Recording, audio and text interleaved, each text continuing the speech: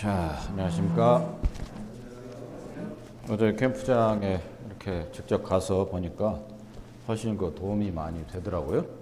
그럼 이제 특히 이제 부엌 같은 경우 우리 그 서인 캠프 리트리트 센터 그 지하에서 이렇게 할 건데 거기도 이제 뭐 커피 내리는 거 뭐 여러 가지 마이크로웨이브 냉장고 이렇게 비치가 돼 있어서 한겨울 좀 이렇게 준비할 게 그래도 많이 줄었다 이렇게 생각이 들었어요. 그래서 저희가 음식 재료만 잘 가져가면 될 것 같고, 그다음에 어제 또 이제 오면서 그 근처에 있는 그 차이니즈 뷔페에서 식사를 다 했는데 아주 괜찮더라고요. 가격도 이렇게 싸고 그래서 그 아마 마지막 날 주일날 이제 보통 통상 교회 와서 식사를 했는데 거기서 이제 식사하면 좋겠다는 생각이 들었어요. 자, 아무튼 구체적으로 저희들이 계속해서 하나씩 이렇게 준비해 가면 될 것 같습니다. 자, 마태복음 25장 피셔서 지난 시간에 이제 24장 후반부를 이제 저희들이 이제 말씀 묵상을 했는데 이게 지금 계속 연결이 되는 거거든요. 24장, 25장 그래서 25장 30절까지 이제 사실 연결이 되는데, 근데 요 이제 지난주에 우리가 묵상했던 충성되고 죄 있는 종에 대해서 그리고 악한 종에 대해서 저희들이 깨어 있어야 된다는 걸 말씀드렸고, 오늘은 이제 두 번째 비유인데 열처녀 비유, 그다음에 그 다음에 이제 그 달란트 비유가 나오는데요. 그래서 이렇게 달란트 비유까지 차례대로 이렇게 교재를 드릴게요. 아마 오늘은 아마 열처녀 비유를 이렇게 하고 다음 기회에 이제 달란트 비유로 넘어가고 이렇게 해서 깨어남에 대해서 좀 마무리가 될 것 같습니다. 이 열처녀 비유도 보면 많이들 이제 우리가 많이 들었던 그런 내용이고 또 읽었던 그런 내용이기도 해요. 가르쳤던 내용이고.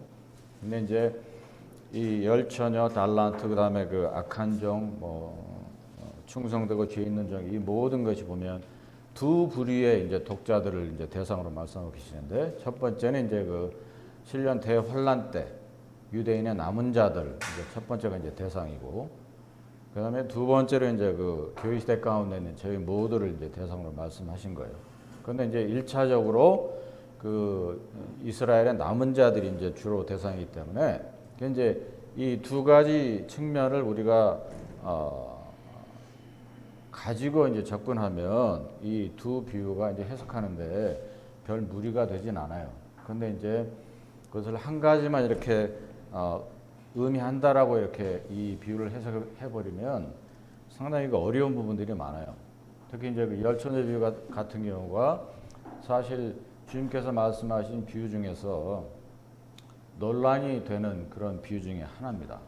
거기 이제 보면 그 슬기로운 다섯 처녀, 미련한 다섯 처녀, 그 다음에 이제 기름, 그 다음에 그 등 이런 것이 나오는데, 그런 것들이 이제 결국 이제 많은 그 성경학자들의 그 해석을 제가 이제 읽어봤는데, 이제 결론적으로 보면 이 복음서에 나와 있는 이 주님께서 말씀하신 비유도 너무 그 세세한 것에 집중을 하다 보면 그 본질이 제대로 이제 전달이 안 된다고 하는 거죠.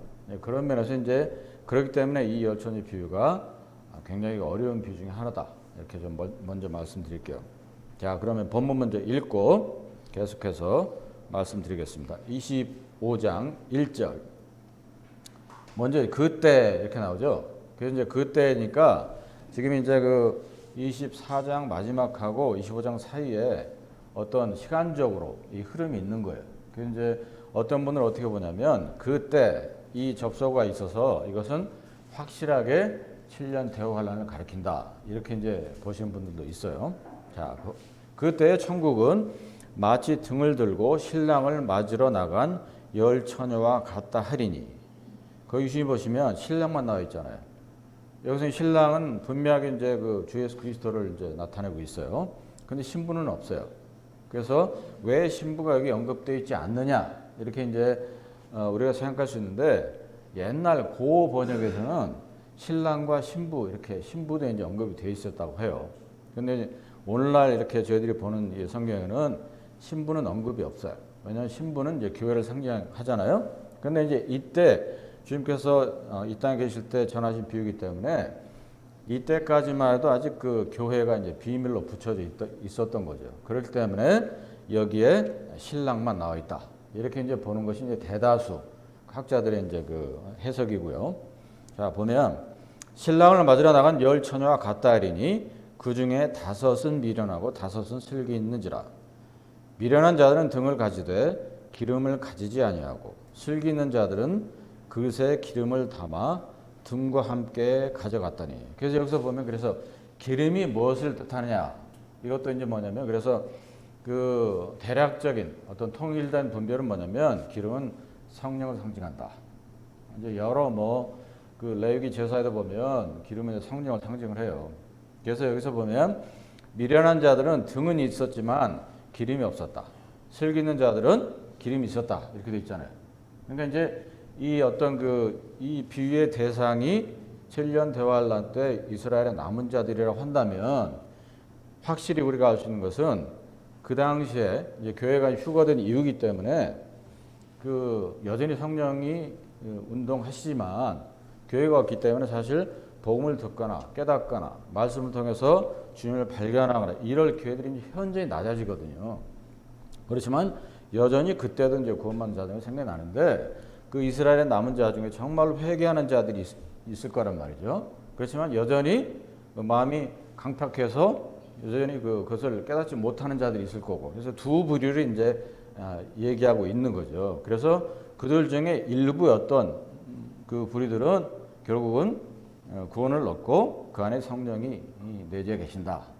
그래서 요 부류가 뭐냐면 슬기로운 5처녀다 이렇게 보는 거예요. 그리고 이제 어리석은 5처녀는 그 이스라엘 잔존자 중에서 여전히 깨닫지 못하고 회개하지 못해서 그 안에 이제 성령이 없는 그런 자들을 가리킨다. 여기 이제 첫 번째 지금 제가 말씀드린 것은 이스라엘의 잔존자들 7년 대환란 때 그 대상을 제가 말씀드리는 거예요. 그렇게 해서 5절 보시면 신랑이 더디오므로 다 졸며 잘세 밤중에 소리가 나되 보라 신랑이로다 맞으러 나오라 하매 이에 그 처녀들이 다 일어나 등을 준비할세. 근데 이제 다 졸고 있었다는 거예요. 밤에 오니까. 그러니까 이제 그 이스라엘의 그 결혼 예식이 그랬다고 그래요. 그러니까 신랑이 신부 집에 가서 거기서 신부를 데리고 오고 곳곳마다 이렇게 그 셀러브레이트 하기 위해서 이제 들렸다고 그래요. 그래서 들리면서 이제 그 신랑 집에 오게 되면 거의 이제 뭐 자정 무렵이었다고 그래요. 그래서 여기도 보면 밤에 이렇게 나오죠. 밤중에 소리가 나서 신랑이 왔다. 맞으러 나오라. 이렇게 얘기하고 있는 거죠. 이에 그 처녀들이 다 일어나 등을 준비할세 미련한 자들이 슬기 있는 자들에게 이르되 우리 등불이 꺼져가니 너희 기름을 좀 나눠달라 하거늘 슬기 있는 자들이 대답하여 가로되 우리와 너희의 쓰기에 다 부족할까 하노니 차라리 파는 자들에 가서 너희 쓸 것을 사라 하니 저희가 살아간 동안에 신랑이 오므로 예비하였던 자들은 함께 혼인잔치에 들어가고 문은 닫힌지라. 그 후에 남은 처녀들이 와서 가로되 이제 어리석은 처녀들이죠. 주여 주여 우리에게 열어주셔서 대답하여 가로되 진실로 너희에게 이르노니 내가 너희를 알지 못하노라 하였느니라. 그런즉 깨어있으라. 너희는 그 날과 그 시를 알지 못하느니라. 그러니까 문이 닫혔어요. 혼인잔치에 이제 문이 신랑 집에 문이 닫혔어요. 그러니까 더 이상 못 들어가는 거잖아요. 그러니까 이제 이것은 그 이스라엘 잔존자를 대상으로 했을 때 회개하지 않고 아직 주님을 발견하지 못한, 건너지 못한 그 자들이기 때문에 완전히 천국 문에 이제 밖에 있는 거죠. 이렇게 제가 지금 설명드리는 게 첫 번째 그 독자들 이스라엘 잔존자들에 대한 그런 얘기입니다. 이렇게 이제 해석이 되는 거예요. 자, 그러면 그것은 이제 우리 이제 모든 거듭난 그리스도인들은 사실 이 얘기하고는 관계가 없는 거예요.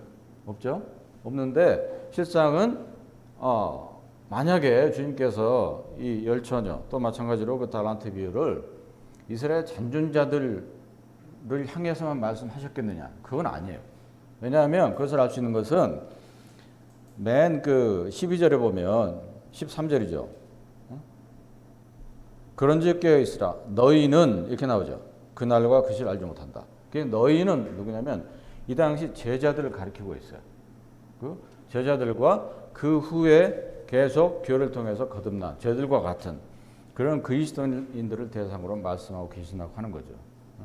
이제 그렇게 이제 아시면 됩니다. 그래서 이제 두 번째로 그러면 이 비유를 오늘날 그 교회 가운데 있는 그리스도인들에게 적용하는 것이 사실은 저희들에게 이제 교훈이 될 수가 있는 거잖아요. 사실 이스라엘 잠전자가 아니라 이제 그런 측면에서 보면 이 그 열처녀의 비유는 무엇을 이제 결론적으로 말씀드리면 무엇을 이제 키 포인트로 말씀하고 계시냐면 우리가 정말로 깨어있는 자세, 깨어있는 정신 상태 이것을 이제 주로 교훈으로 말씀하고 계시는 거고 그 뒤에 달란트 비유는 뭐냐면 깨어있는 상태에서 우리가 실제로 주님을 위해서 무엇을 할 거냐 실제적인 행동을 이제 말씀하고 계시는 거죠. 그게 이제 주된 이제 저희들이 이제 받아야 될 교훈이고 그래서 하나씩 좀 자세하게 이렇게 말씀을 드리도록 하겠습니다. 그래서 이제 그 기름이라고 하는 것은 동일하게 오늘 교회 가운데 그리스도인들에게 해당이 돼요.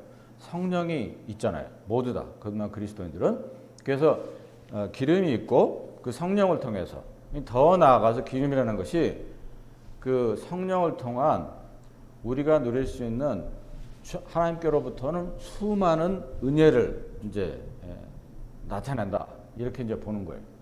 그래서 우리가 생각할 수 있는 그 수많은 주께로부터 오는 은혜가 셀 수 없이 많거든요. 그 이제 사도 바울도 이제 그런 얘기를 하잖아요. 나의 나 된 것은 하나님의 은혜로 된 것이다.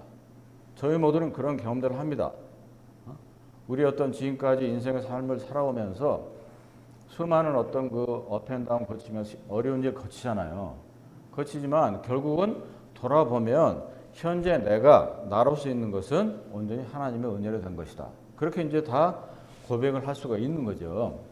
이제 그것이 이제 뭐냐면 결국 성령의 능력으로 성령의 도우심으로 되어지는 거죠. 그 성령 시리즈 할 때 여러 차례 이제 걸쳐서 말씀드렸는데 그래서 이제 이 성령의 능력으로 우리가 은혜를 정말로 받으면 받을수록 그 기름을 담는 그 등불 있잖아요. 등잔, 램프가 있는데 그 램프의 밝기가 달라진다고 하는 거예요. 자, 이제 우리 성경 공부 때 마태복음 6장에 있는 구절을 봤는데 잠시 가볼까요? 마태복음 6장에 보면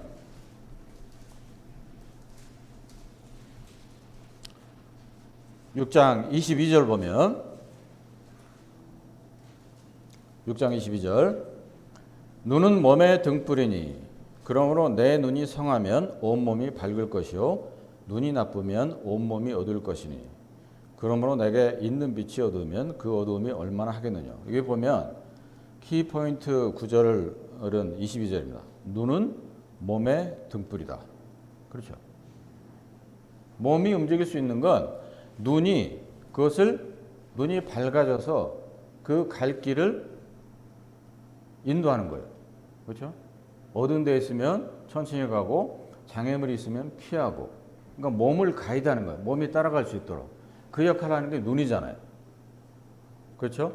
근데 오늘 아마 제가 이제 교재 드리고자 하는 가장 핵심 구절은 뭐냐면 잠언 20장이에요. 잠언 20장. 잠언 20장 그 마지막 부분에 27절 보시면 지금 그 마태복음 6장하고 이제 대조해서 보자고요. 눈은 몸의 등불이었죠. 자, 잠언 20장 27절 보면 어떻게 말씀하고 있냐면 사람의 영혼은 여호와의 등불이라 사람의 깊은 속을 살피느니라. 제가 이 구절 보고 깜짝 놀랐어요.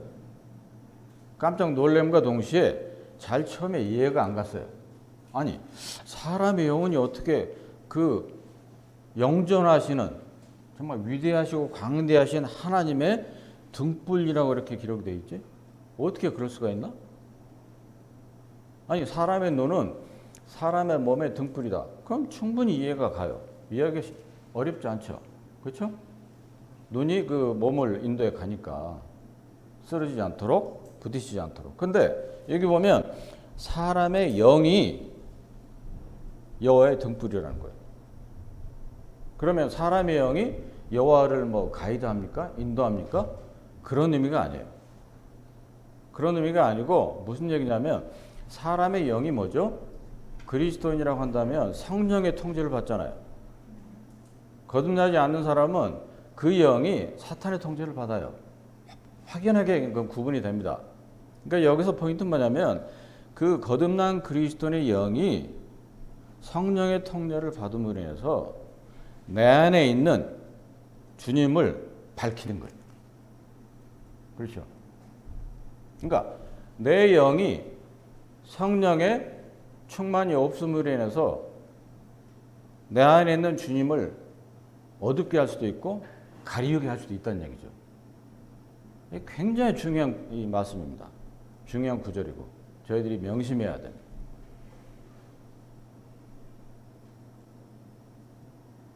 그러니까 나의 영적인 상태에 따라서 내 속에 계신 주님이 얼마나 충만히 내 안에 살아 계시느냐가 결정이 되는 거예요. 놀랍지 않으세요? 그러니까 이런 구절을 보면 깜짝 놀라는 거예요. 하나님 말씀에 대해서. 야, 그러면 다음으로 생각되는 게 뭐냐면 정말로 내가 이런 부분에 대해 신경을 쓰고 살아야 되겠구나. 지금 열천지 비유 다시 돌아오셔서 기름을 넣어서 성령의 능력으로 은혜 가운데 은혜를 드러내고 은혜를 밝히고 그 역할을 이제 등불이 한단 말이죠. 그런데 그 등불이 뭐냐? 나의 영에 의해서 그 밝기가 결정된다라고 하는 거죠. 그 이제 어떤 그 분은 이제 이렇게 이제 이 등불에 대해서 말씀하시는데 뭐냐면 그거예요. 그리스도인이라고 한다면 그의 행함과 이제 세상을 살아가는 거죠. 그 행함과 그의 하는 일을 통해서 뭐 교회든 교회 밖의 일이든 일을 통해서 그 등장불을 반드시 밝게 밝힐 수 있어야 된다. 이렇게 이제 설명을 하는 거예요. 어떻게 밝히느냐? 물론 이제 성령의 능력으로 도우심으로 밝히죠. 하나님의 말씀으로 가득 차 있고 항상 말씀에 껴 있고 그리고 성경에 나와 있는 하나님의 진리를 드러내고 전할 수 있어야 된다. 이런 얘기죠. 이러한 삶의 원리가 성령에 의한 등불에 밝히는 환히 밝히는 이 원리가 그 사람의 삶에 습관적으로 박혀 있어야 된다. 이렇게 이제 설명을 하세요. 아주 지당한 설명이죠.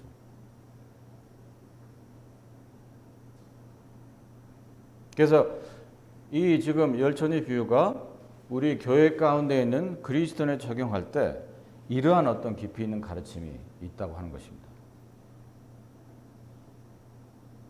그래서 우리 스스로는 수시로 돌아봐야 되는 거죠. 정말로 내가 주님의 다시 오심을 공중으로 임하실 때 다시 오심을 정말로 깨어서 기다리고 있는가?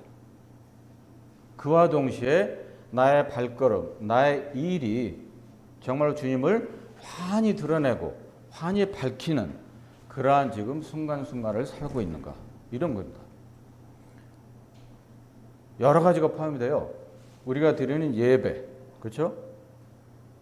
그리고 우리가 행하는 일, 그리고 살아계신 하나님의 교회를 섬김을 통해서 어떤 우리가 하는 대화를 통해서 우리가 드러내는 우리 자신의 성품을 통해서 아주 다양한 방면으로 우리가 이 주님의 은혜와 영광과 진리를 드러내는 램프를 밝히는 방법은 아주 다양할 수가 있는 것이죠.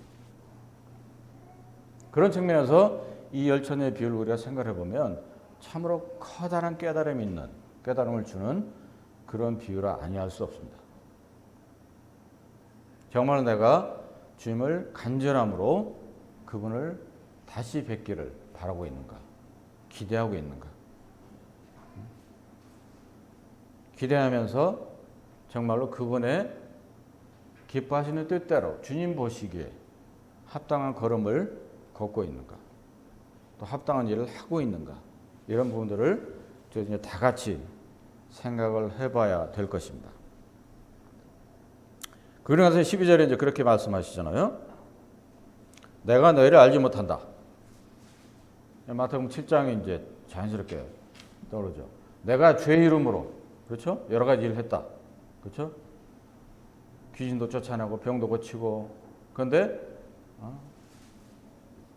악한 자들아, 내가 너희를 알지 못하노라. 내게서 떠나거라. 이런 그 마태복음 7장에 있는 그 구절이 생각나는데, 여기에도 이제 보면 우리 오늘날 교회시대 가운데 뭐 우리 모임에는 어떤 그 수적으로 아주 작지만 일반 그 교계에 있는 그 교회들에는 거듭난 자와 거듭나지 않는 자들이 마구 섞여 있잖아요. 거듭난 사람들의 어떤 퍼센트가 굉장히 낮잖아요. 그러니까 이제 거듭나지 못하면서 주의 이름을 얘기하면서 내가 주의 이름으로 이거 했고 저거 했고 저거 했다. 이제 그런 부류들의 사람들 여기서 지금 얘기해 주고 있는 것입니다. 그래서 지금 이제 간략하게 그 두 부류의 독자들 대상으로 이 비유가 어떻게 해석이 되는가를 이제 말씀드렸어요. 그리고 이제 추가로 또 이제 말씀드릴 것은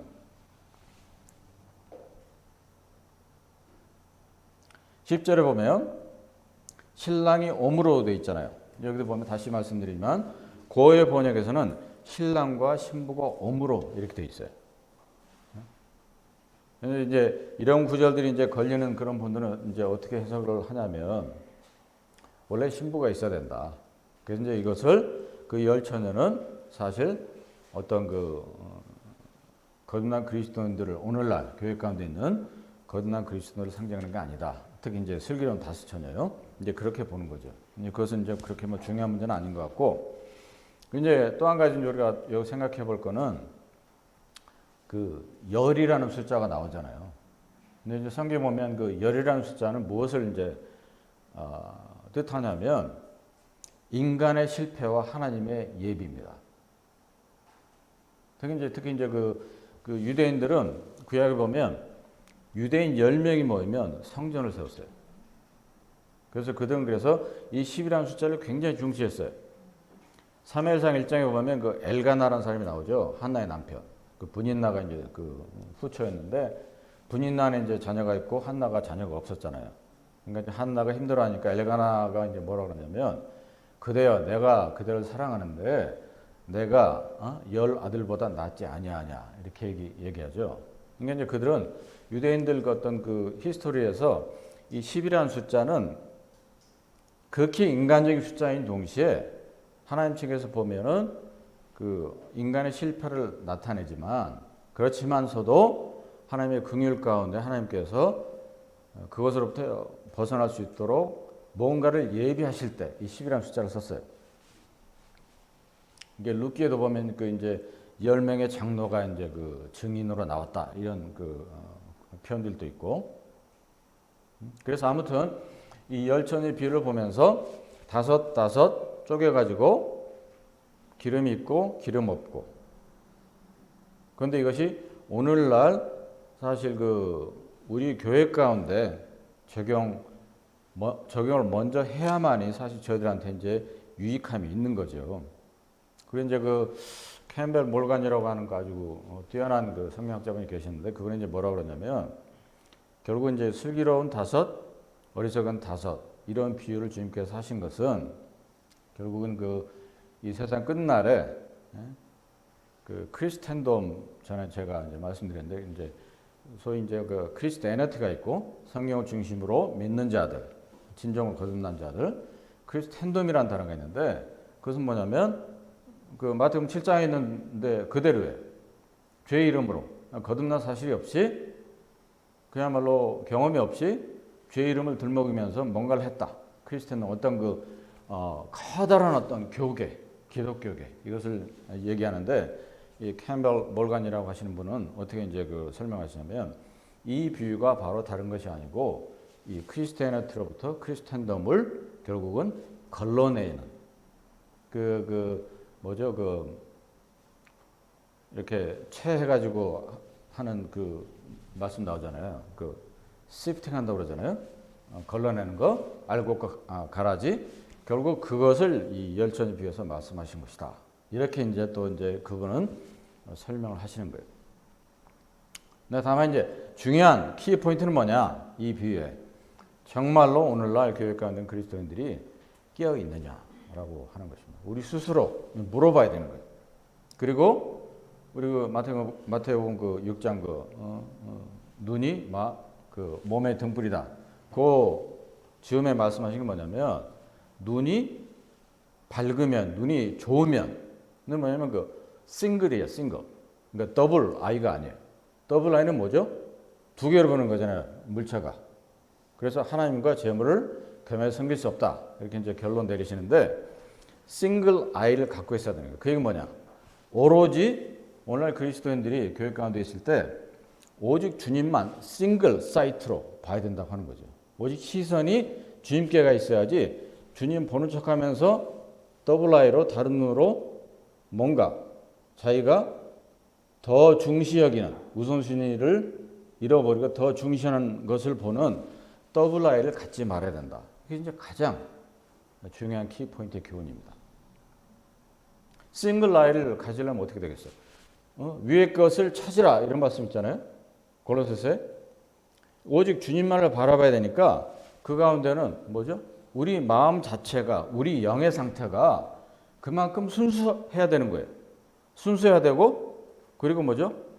어떤 그 잘못돼 가거나 죄악된 것이라거나 이런 것들이 없어야 돼.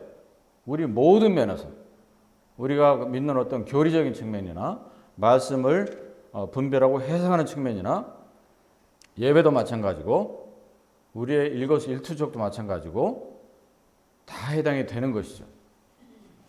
그렇기 때문에 이 정말로 우리가 깨어 있는가 우리 스스로 늘 자문해 봐야 되고 그리고 혹시 졸고 있지 않는가 생각을 해봐야 되는 거죠.